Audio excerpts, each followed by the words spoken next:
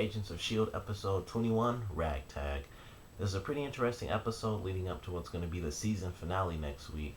And one of the greatest things about it actually was some of the really old equipment that they used from the Howling Commandos. That was actually one of my favorite things about it, just because it was cool to see all the old Shield tech that they used, and how all the old items were just silly little things. Like the little hand buzzer was actually an EMP blast, and the cigarettes were actually high powered lasers.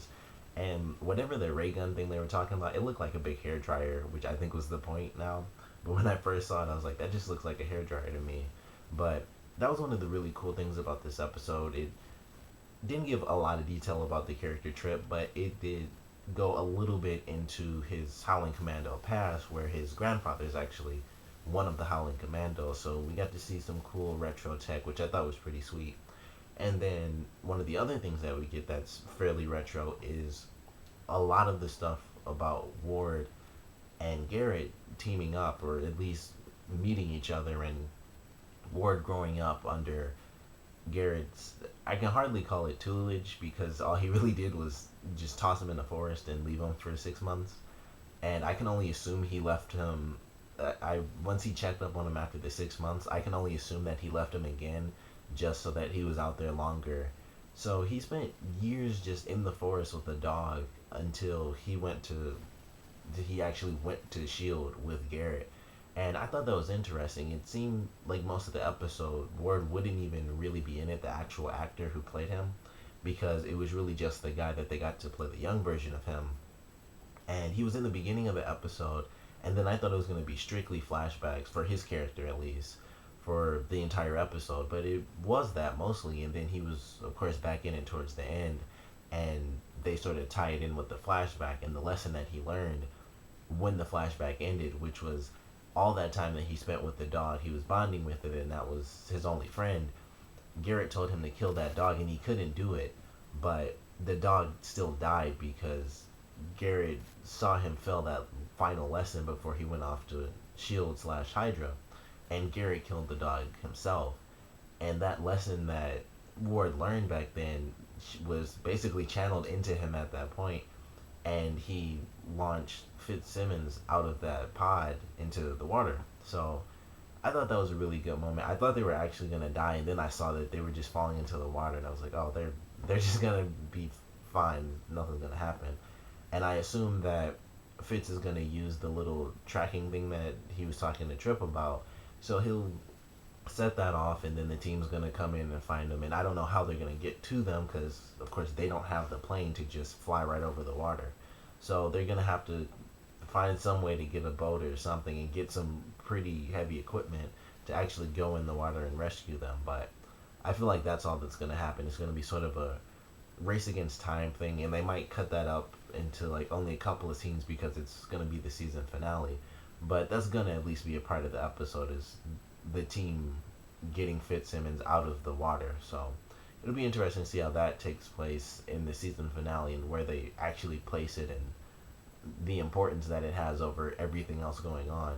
But I really like that it was cool to finally get some of the things that happen between Garret and Ward, and we really see why Ward feels as though he owes Garret so much, and it's because he basically rescued him from juvie, because he was up against the wall. His brother wanted to have him try it as an adult, and his parents weren't exactly trying to be nice and friendly to him and let things just go past either.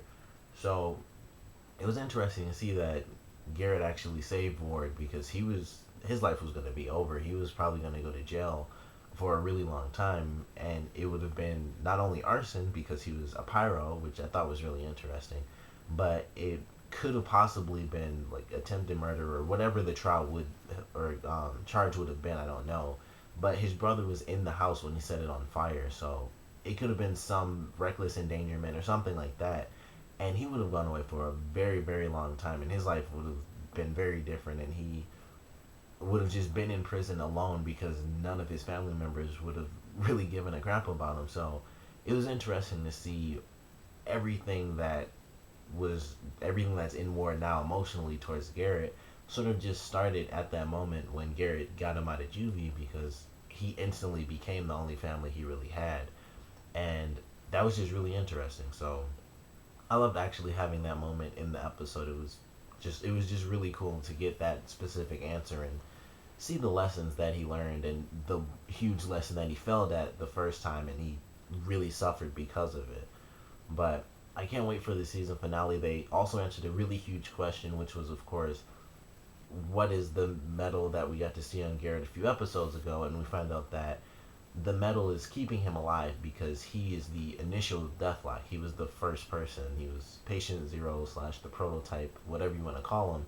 He was the first one, and he started this on his own basically to save his life because he was hit by an IED, and this was before he even met Ward. So he was a part of Shield, and it was very normal. And then when he was hit by that IED and it nearly destroyed him, he sort of turned on Shield because they wouldn't help him, and that's when he felt like Shield isn't the thing I thought it was. I care more about them than they care about me. And then he went for Hydra, and it was really cool to see that he was the first Deathlock. He basically started that, and he's just been working towards finding the perfect form of it to really just save his own life. And it was really interesting. And of course, the really funny chart that Coulson did in the beginning of the episode did really tie a lot of cool plot points together, which I love that when he did that because I was like, he has these circles, and I thought he was just gonna go just outward from Crytek, and then he went from Crytek to Deathlock, and then he went over, and I was like, this is gonna be real weird, and then he just stopped. Like, I really should have made a different chart. I thought that was funny, but it made perfect sense. Crytek was the center for everything, and it led to all these different components, and Garret is still in control of that, trying to figure out how to create the best form of Deathlock, and not just because he wants Hydra to win, but really it's to save his own life. And then, as Sky put it, he gets triple bonus points for making this huge army, which I'm assuming he did because that's sort of the hint they gave us at the end of the episode, where Coulson and May are in the room and Sky, and I think everyone pretty much was except for Fitzsimmons, and they're in there and the guy has the staff, and then they sort of look over and it's just dark at first, and then all these lights start to come on.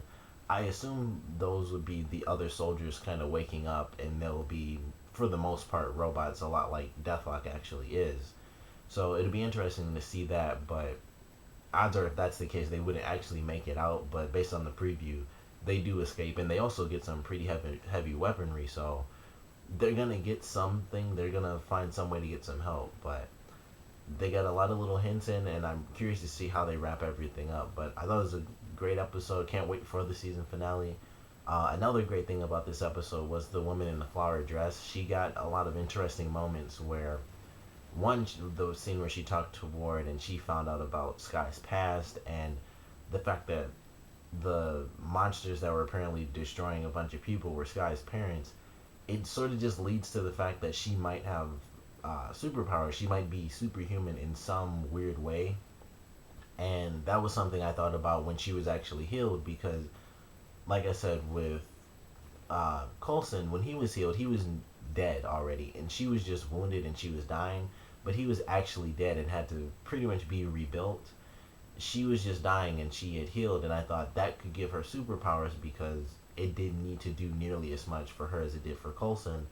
But in this, it sort of changes how she could possibly have superpowers, and it could just be that she has power dormant within her, and it just comes out in some unique fashion. But they probably won't even get into that this season, and hopefully the show does get a second season. Personally, I enjoyed the show, and I think a lot of fans, and obviously you guys could let me know below, but I think a lot of fans really started to enjoy it within these past couple of weeks, because after the whole Hydra thing happened, the show just ramped up so much. At least for me, it did. I thought it was a million times better than before Hydra.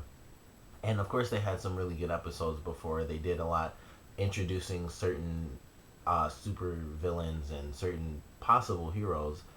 But after the whole Hydra thing, it just changed the entire dynamic of the show. They changed one of the characters and he becomes a villain, and it just makes so many possibilities for the show that it just made it so much better, and it just ties in so much better with the movies, and it was just really cool. So I'm hoping the show does get a season 2, especially with all the no shield aspect of it.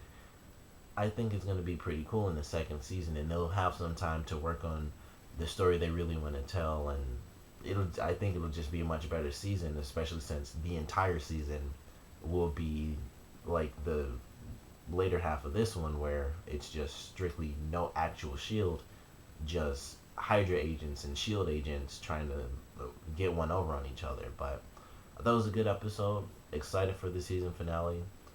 Um, I know Nick Fury's gonna be in it somehow. I hope it's not just like a stupid little voiceover thing and it's just his voice. I hope he's actually in the episode, but we'll really have to wait and see for that.